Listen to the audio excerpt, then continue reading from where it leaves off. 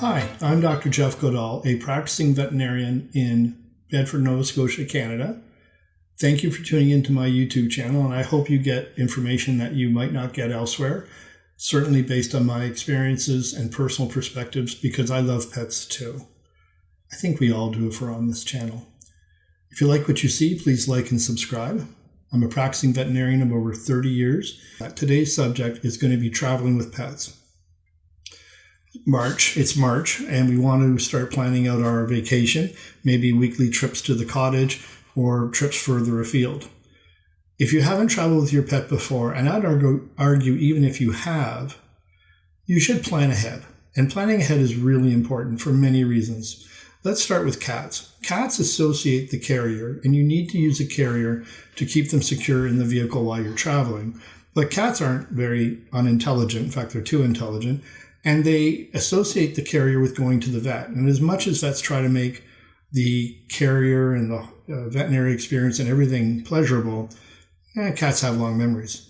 So one thing to start with now is, if you're planning to travel with your cat, to take the carrier out, put it somewhere that the other pets in the house can't get to it. Excuse me. So if you have a dog, put the carrier up on a table, a shelf, somewhere the cat can access but the dog can't. Leave it out for a couple of days. Start putting treats in the carrier. Start feeding the cat in the carrier, water in the carrier. Start making the carrier a pleasurable experience. Over time, you can put an incontinence pad in the carrier.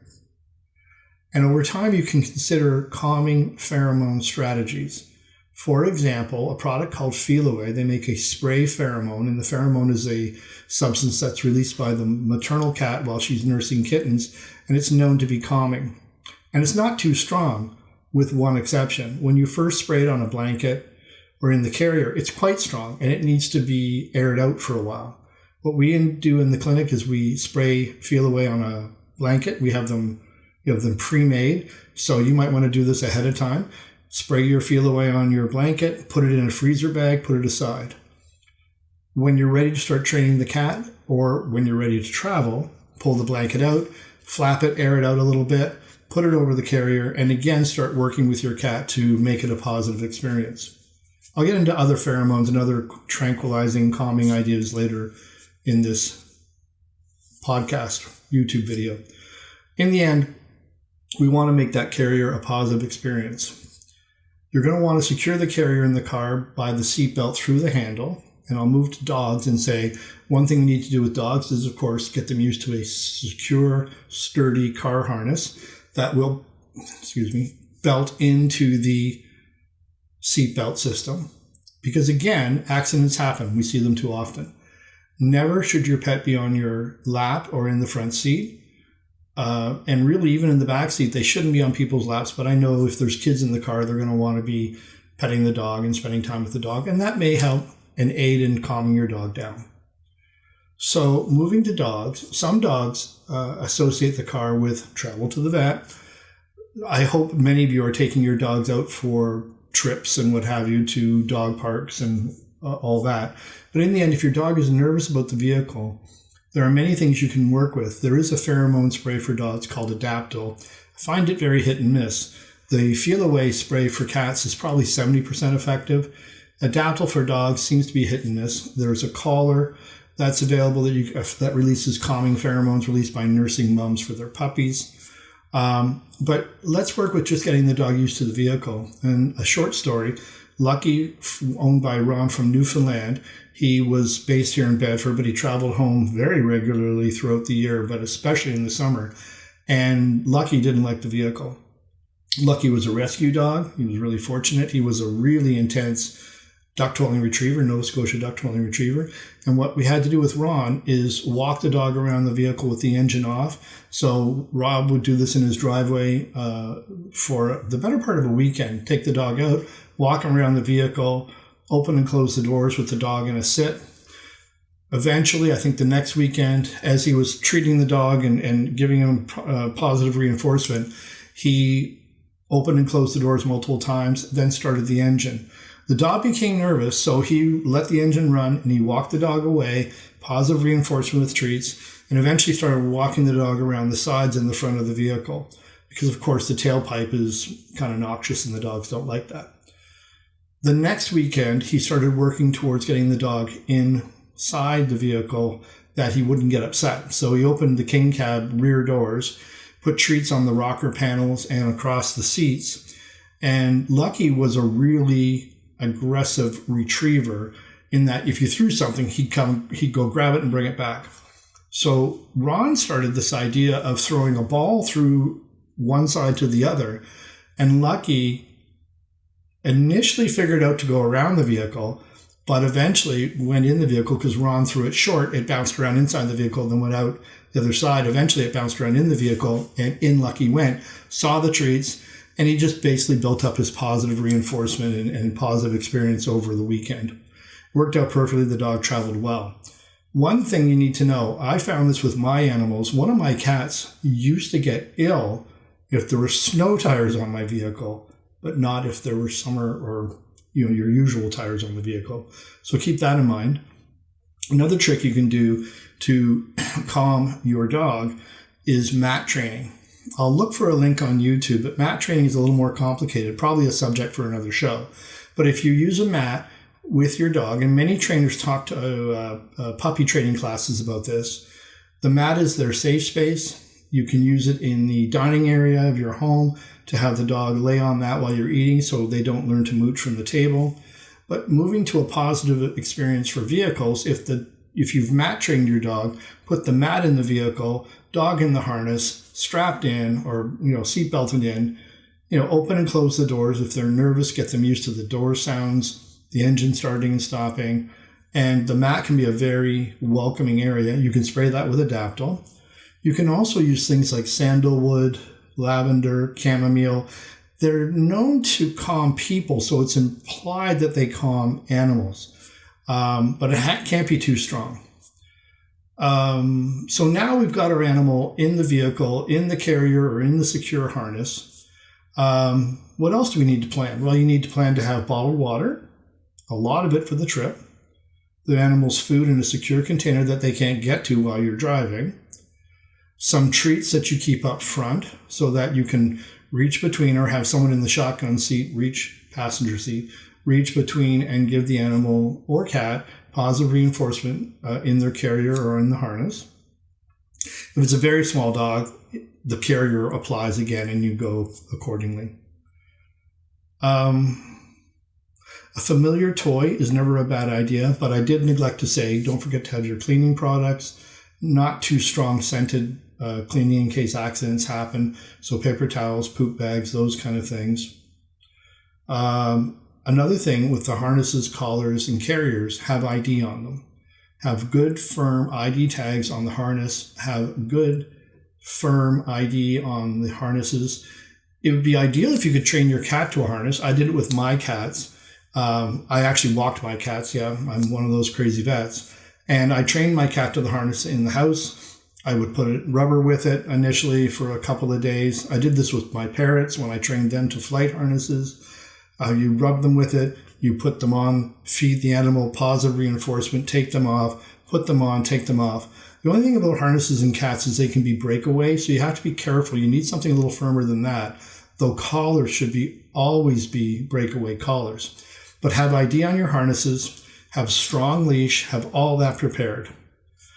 Moving forward, the other thing you need to have is your veterinary records. So make sure you have a copy of your veterinary records. Email your vet clinic, ask for a copy. You can put them on your phone, of course, in PDF format, but have a printed copy just in case there's an electrical failure or something. Plan ahead to have pet-friendly accommodation. I'll put a link in the show notes for that. And also look ahead for pet-friendly walking trails. I'll put in a link for that too. It's called alltrails.com, I believe. And the other one is bringfido.com for pet-friendly accommodations. You need to plan ahead. So leaving that alone, if you're going to go in the U.S., you need to have your updated rabies certificate. Sometimes you need the other vaccine records too, but rabies is imperative. Elsewhere in the country, if you're from Atlantic Canada, moving or traveling out west, you really should consider not only the rabies, but and especially if you're going south, tick and flea prevention. But I'll put that in another show. let's move on to car sickness. There are medications for car sickness. It's called Cerenia. Some people also find aromatherapy. I've already talked about chamomile and things like that can help with car sickness. Cerenia is a medication, so you're going to need to have a chat with your veterinarian about that. It's a little complicated in its initial dosing, but after that, daily dosing works fine if you're on a long-term trip. A lot of clients who travel on weekends to the cottage, they use Cerenia. They use it for their Saturday morning trip all the way to Sunday evening, and it reduces vomiting dramatically. Yes, I've had clients try Gravol with ginger. I've had very mixed responses with that, but I'm sure there's something on the internet about dosing for that. If your animal needs tranquilization, now we're getting into a little deeper weeds. You may need some, in addition to the veterinary visit, you may need some blood work. Drugs, excuse me, trazodone, gabapentin, used in combination sometimes can make a huge difference. There's other medications. Talk to your veterinarian about the options you have, and there are options. But I come back to, if you really work at training, really work at that positive reinforcement, we can avoid medication in many circumstances. Maybe not the car sickness medication, but the tranquilization medication can be avoided. Another thing I forgot to mention is once you've got the feel-away blanket, the cat in the carrier, and it's in the carrier secured, you can put the feel-away blanket over the carrier. All this gets complicated because sometimes the back of the car can get hot. So having those blinds in the side windows is never a bad idea. Even if you have that film on the window, it's never a bad idea to block out a little bit of the light. Sometimes animals, dogs especially, but cats as well, see a vehicle going by them on the highway and they get upset. So blocking their vision of that is never a bad idea. That said, I had a dog who liked to look out the window, or look out the window, or look to the window. Leaving your dog's head out the car window, I've seen animals get eye infections and upper airway infections and foreign bodies like rocks thrown at them. It happens. I don't recommend leaving the windows open. Once you've got your animal in the vehicle, another thing to consider is going on short trips. Get the animal used to, getting in and out of the vehicle. Make sure that if you're going to take the animal out of your vehicle, whether it's the short trip training program or the long actual trip wherever you're going, if you're going to take your animal, you've gone to a rest stop and you need to get the puppy or kitten out. Make sure you get back in the back seat. Remind the kids not to be too helpful on this. It's hard because kids want to be involved. But you get in the back seat, make sure the doors are closed again, the harness is attached, check it again, leash is attached, check it again. Make sure everything's in place so that when that car door opens, you can carry the cat or the small dog out or let the big dog out, and make sure it doesn't pull you off your feet. Get out on the passenger side if you're on a major highway, of course. So once we've got all that done, I'm trying to think of anything else I'd want to cover. Another idea, and I've only found this recently. There's a device called Treat and Train that you can leave in the back seat for your dog. And as you're driving, if you're, driving alone, you don't really want to be reaching back between the seats, both hands on the wheel, to give treats and what have you. So this thing it's a remote control activated device that releases a treat in a little bowl. And you can use that in the vehicle. Never a bad idea if, again, I just said both hands on the wheel, but if, let's be straight, we all do it. When I was traveling with my dogs and cats back and forth to the clinic every day, they came in the vehicle with me, and so did my parrots in special carriers as well. Yeah, I'm that crazy vet too. So I get crazy pet people. You're crazy about your pets. We love them. I miss my parrots horribly. I don't have a dog right now. I miss her horribly too.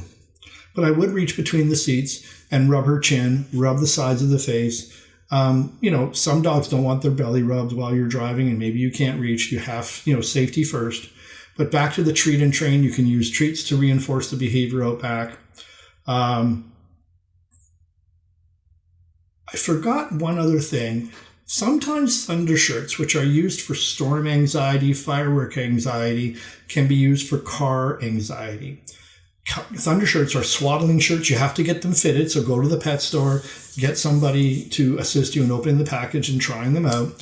Swaddling may reduce anxiety.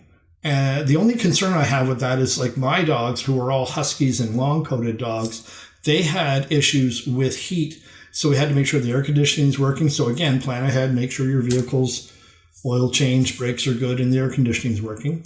And you're going to need to put that Thundershirt on, but watch that the animal doesn't get too hot. I think that's everything. I hope I've covered most things from everybody out there. If there's something I missed, of course, put it in the notes to me. Drop me an email if you don't like the show, but especially if you like the show, I need more ideas and topics. Please hit like and subscribe. I'm new at this, so I'll make some missteps. Really appreciate you looking. Hope my enthusiasm for pets comes through, just like yours comes through when you talk about your own pets around the barbecue or out at coffee. Have a great day. Be kind to each other. Be kind to your pets. In this day and age, it doesn't seem there's too much kindness out there. So remember to come home, hug, cuddle your pet, enjoy your time with them. It's always too short, it seems. Have a great day, and thank you again for listening. I really appreciate it.